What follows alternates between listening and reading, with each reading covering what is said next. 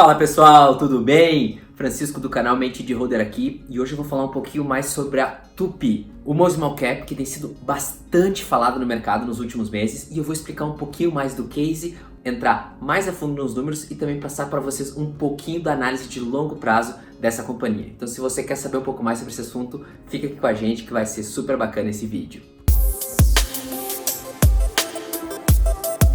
Para quem não me conhece ainda, semanalmente eu trago conteúdo sobre finanças e investimentos focados sempre no longo prazo. É uma estratégia que eu gosto muito de usar, principalmente na questão do buy and hold e também em diversificação dos mercados. Eu compartilho um pouquinho mais das minhas experiências e espero que de alguma forma isso possa te ajudar a ser o melhor investidor dentro do mercado financeiro. Então se você gosta desse assunto, não se esquece de se inscrever aqui no canal. Isso é super importante para a gente conseguir chegar a mais pessoas. A Tupy é uma empresa que foi fundada em 1938 em Santa Catarina. Hoje ela tem capacidade de produção de 840 mil toneladas de peças em ferro fundido, dentro das 3 plantas existentes da companhia. A primeira fica em Joinville, Santa Catarina, a segunda fica em Mauá, no estado de São Paulo, e a companhia também tem uma terceira planta que fica localizada no México. Hoje a companhia emprega cerca de 11 mil pessoas, tanto no Brasil quanto na operação mexicana, e ela é uma grande exportadora brasileira, ou seja, 80% da produção da Tupy vai para os 40 países em que a companhia atende,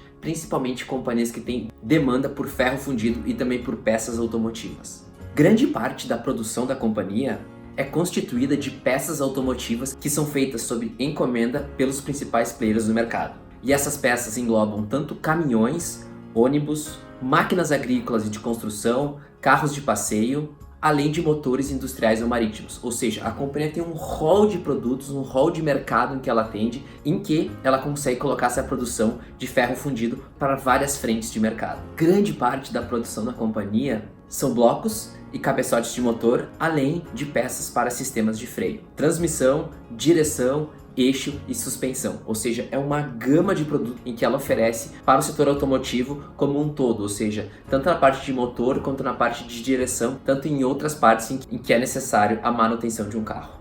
A Tupy também produz conexões de ferro maleável, granalhas de aço e perfis de ferro. Também é um produto que atende a várias demandas da indústria, ou seja, ela consegue atender tanto o setor automotivo quanto outras partes de indústria que demandam ferro. Então, ela consegue fazer essa ligação para conseguir entrar cada vez em mais mercados, tanto no Brasil quanto no exterior, que é grande parte da produção. Em média, 80% da produção é exportada todos os anos. Agora que eu expliquei um pouquinho mais de como funciona a companhia e quais são os produtos, vamos entrar mais a fundo nos números da companhia.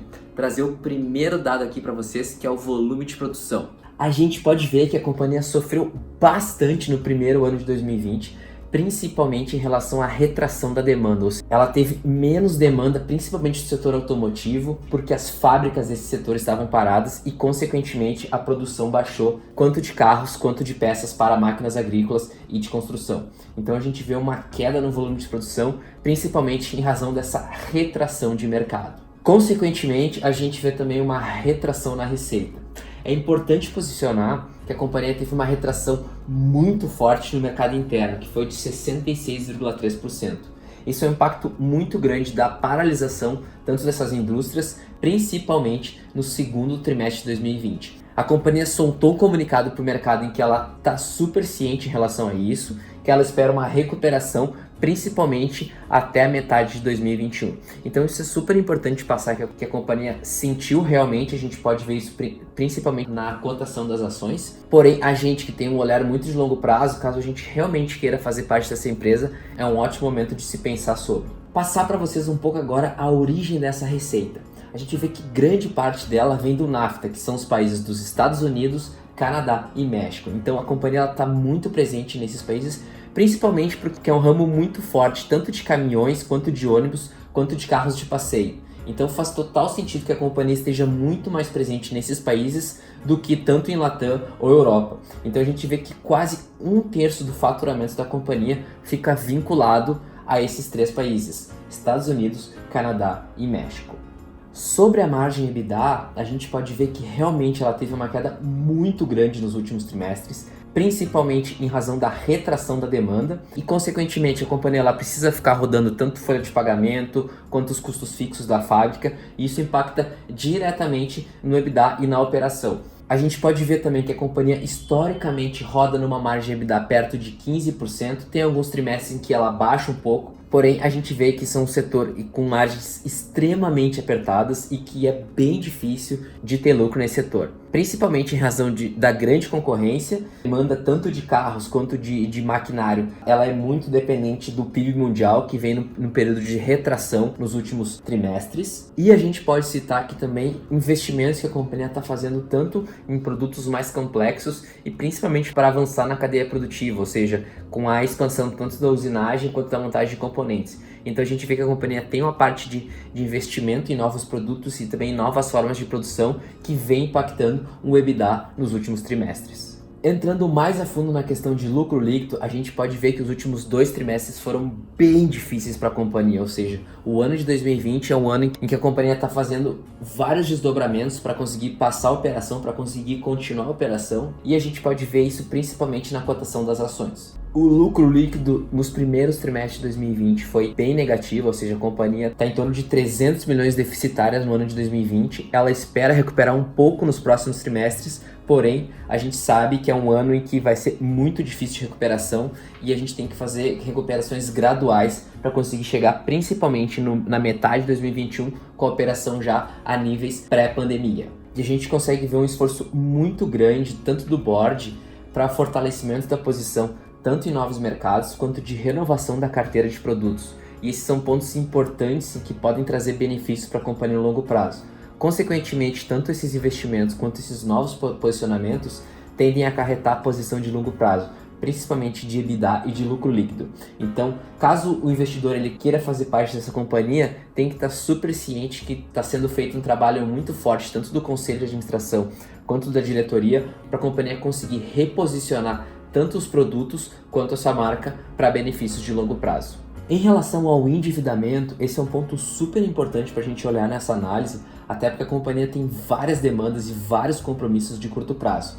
Então, o ponto que eu fico tranquilo em relação a mostrar aqui para vocês é que grande parte desse endividamento está para os anos 2024 e 2025 e o endividamento, ou seja, e os compromissos para curto prazo, que são até 12 meses, são bem baixos em relação à posição de caixa que a companhia tem. Então a gente vê uma dívida bruta que ela é alta em relação à posição de caixa da companhia, porém grande parte para o longo prazo. Isso dá fôlego tanto para os novos investimentos quanto para a companhia poder pensar nos seus produtos e também conseguir a ampliação de novos mercados. É um ponto super importante nessa análise, até porque a gente vê que foi um mercado que sofreu bastante nos últimos meses. Em relação à dívida líquida EBITDA, a gente vê que a companhia roda historicamente numa relação em torno de 1.3 a 1.5. Todos os trimestres ela roda mais ou menos nesse nível de alavancagem e a gente vê que é uma alavancagem super baixa, principalmente em relação ao setor industrial. Nos últimos 2 trimestres, consequentemente por a baixa do EBITDA e também por um lucro líquido mais baixo, essa relação ela aumentou chegando ao nível de 2,65 no último trimestre. A gente pode ver que isso vem principalmente do impacto da desvalorização cambial e também a queda do EBITDA dos últimos trimestres. Se a gente entrar mais a fundo em relação a essa análise, a gente vê que é um ponto em tese que é esporádico. Essa relação ela tende a voltar nos próximos trimestres para algo perto de 2 até na metade de 2021 para 1.5.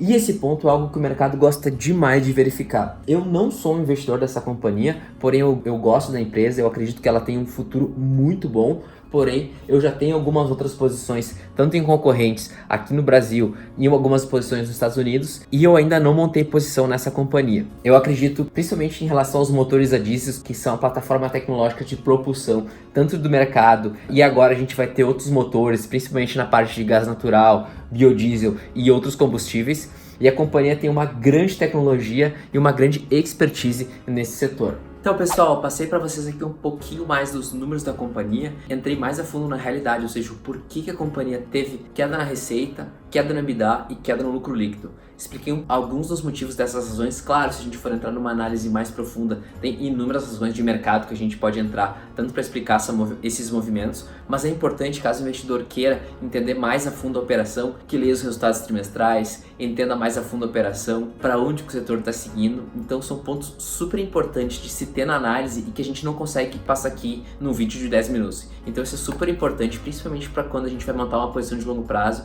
que a gente esteja bem ciente da volatilidade e também dos riscos dessa operação. Agora, para fechar, vou trazer alguns números chaves da companhia e que podem ajudar bastante na análise. O primeiro deles é o valor de mercado hoje está em 2,2 bilhões de reais. A companhia ela é listada no Novo Mercado. Atualmente negocia uma relação preço-lucro de 7,8.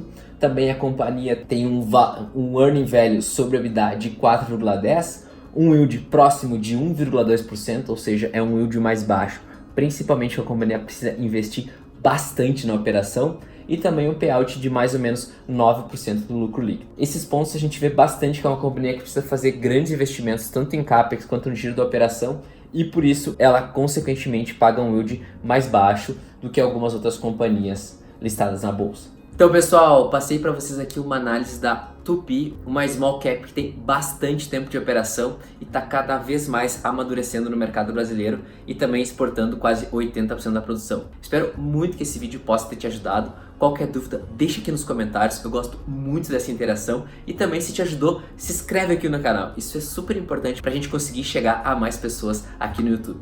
Eu vou ficando por aqui, bons investimentos e até o próximo vídeo.